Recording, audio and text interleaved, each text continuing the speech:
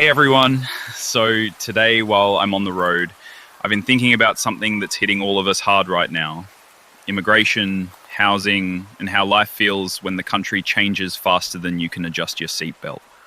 It's not just a headline, it's something you notice in your rent, your grocery bill, your commute, and even the way your neighborhood feels. Let's talk about it. So picture this. Every time I drive past the city, I see cranes everywhere. Skyscrapers popping up like mushrooms after rain. On one hand, that's supposed to be a good sign: growth, jobs, progress. But on the other hand, you don't even need to check the news to know the demand is outpacing supply. You feel it in how hard it is to rent a place, how much more traffic clogs the roads, and how stretched everything feels. It's wild, because I remember when Sydney, Melbourne, Adelaide, they all had space to breathe. Now it feels like every square metre is being squeezed, and it's happening faster than councils or builders can keep up. Immigration is fueling this. Record numbers of new arrivals are landing here, and whether you think that's a good or bad thing, the reality is we just don't have the housing or infrastructure ready for it. And that's the kicker. It's not about pointing fingers at people coming in. Most of them are here chasing the same thing we are: stability, opportunity, a shot at a better life.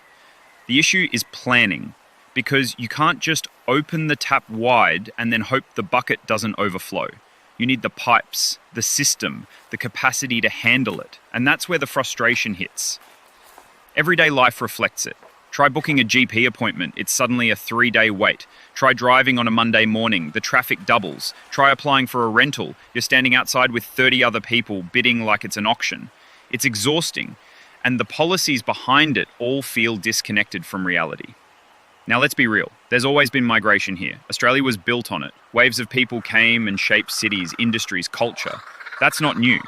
But back then, governments built with purpose. Post-war, they planned suburbs, they funded infrastructure, they didn't just let demand outpace everything. What's different now is the sense that there's no plan. It's just a scramble. Universities want students, industries want workers, Treasury wants growth, and everyday people are left holding the bag. And it creates this weird clash of priorities. You've got tradies drowning in demand for housing, working crazy hours, but materials and approvals can't keep up. Nurses struggling for stable shifts in crowded hospitals, while visas bring in more healthcare workers. Young people trying to move out of home, but rents are skyrocketing and buying is nearly impossible. It's like everyone's fighting for the same limited space and resources, but no one's actually steering the ship properly. Here's another angle. Infrastructure doesn't scale overnight. You can't just pour more people into a system without upgrading the trains, buses, roads, schools, hospitals. Yet what we see is the opposite: delays, cost blowouts, half-finished projects. It makes you wonder if leadership is about long-term planning or just patching holes as they appear. What frustrates me is the lack of honesty in the conversation. Politicians either act like immigration is the golden ticket to economic growth, or they blame it for every single problem. The truth's somewhere in the middle. Migration can absolutely benefit a country, but only if the foundations are solid, if the housing pipeline, infrastructure, and job market are prepared. Otherwise, it just stresses the system. And everyday Aussies feel it first. That's why people get so heated about it. It's not because they're anti-migrant, it's because they're tired of paying more for less. Tired of watching their quality of life slip while being told the numbers on a graph look great. No one cares about GDP when they can't afford rent or when their kid's classroom is packed to the rafters. You can see the tension physically. Streets jammed, new apartment towers rising but already sold out, cars fighting for parking spots, local parks overcrowded. That feeling of space, of breathing room, that's what people miss. That's why it feels like pressure is building, and no one's opening a release valve. I get why governments lean on migration. It fills jobs, fuels demand, boosts the economy, but when it's pushed this hard, this fast without the groundwork, it stops being sustainable. It's like revving an engine without oil. Sooner or later it seizes. What makes me shake my head is the same tired line we always hear. We built cities before, why can't we do it now? The answer's simple. We don't build like we used to.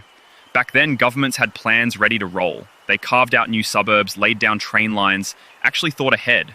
Now it's all short-term thinking, committees, reviews, and projects that drag out for decades. It's not that we can't do it, it's that we don't. And people notice. That's why faith in leadership is slipping. Not because migration itself is bad, but because the system around it feels broken.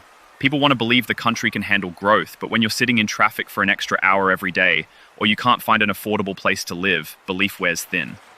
What's crazy is this doesn't have to be a lose-lose. With proper planning, migration could actually fix a lot of issues. Skills shortages, aging population, economic growth. But when planning fails, it just amplifies the cracks. That's the reality we're living now. When I talk to mates, I notice the same theme. It's not about shutting doors, it's about balance. Having a system that matches arrivals to actual capacity. Making sure housing supply is genuinely there, not just promised. Making sure services expand alongside demand. It's common sense, but common sense feels rare these days. And you know what? This isn't just about big cities. Even regional areas are now feeling it, too. Small towns suddenly see demand spike, but the infrastructure isn't there either. It shows how wide the pressure spreads. I don't have all the answers, but I know this. If the gap between what people live through and what leaders promise keeps growing, frustration's only going to rise. You can't keep telling people it's all fine when their daily reality says otherwise. Anyway, that's what's been running through my head today. Life here is changing faster than most of us can keep up with, and it doesn't feel like anyone's got their hands firmly on the wheel. What do you reckon? Are you feeling it too, or do you see it differently? Drop your thoughts in the comments. Hit like if you've noticed these pressures where you live. Share it if you've got mates ranting about rent or traffic. And don't forget to subscribe. I'll see you on the next drive.